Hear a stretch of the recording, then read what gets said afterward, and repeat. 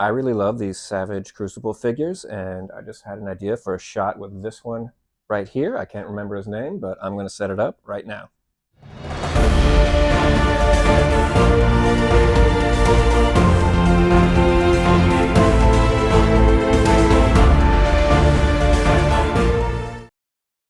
All right, initial setup done.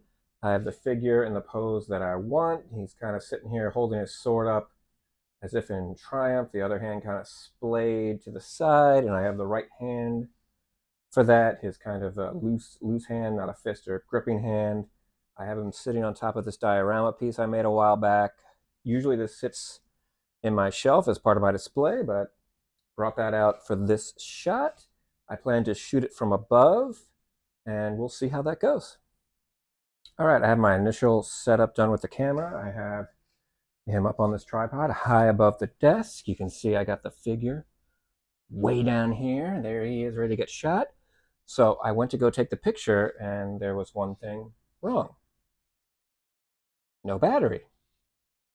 So let me put that in, and then I'll shoot. All right, I've made some final little adjustments. What I've done is, let's see if we can get a view. Nope, doesn't want to look down here. Look down here. There we go. Change the focus. So I had to swap out the diorama pieces for some other ones that match the grid system. Because the first one I had, I was a one-off as far as what grid system I use. So, and grid system I mean by how the squares look. Tighten that guy up a little bit. So I have him all set up. Change the focus again. Focus in on that guy, iPhone. I have the main light set up. This is probably the only light I'm going to use. It's going to shine down from above, and then I'll use this guy, kind of bounce some light there to kind of make up some of the shadows. So that's what I'm going to be using for this shot. So let's get going. Okay, here we are back in Lightroom. Here's one of the raw photos I took of this guy from overhead. This is raw straight out of the camera, and now let's go to the edits I made. You can see here pretty drastic editing from the raw photo. I tend to use the Camera Faithful profile or the Adobe Vivid profile. Camera Faithful because I really like the colors that come out of my Canon EOS RP.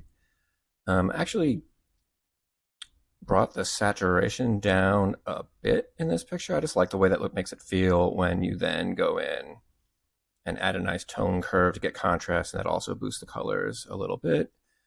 Tiny bit of color grading right there. Yeah, increase the sharpness a little bit. And then, yeah, also have a slight vignette on here. And then I have some mass all around to bring some stuff up. So yeah, okay. Sorry about that, let's get back to the mass. So this right here, this mask is on his armor and stuff like that, and it kind of makes it more shiny by bringing up the contrast and the clarity. And what else we got? These are just some linear gradients to darken the edges. You can see right here. Before, after. Let's do the same with these guys.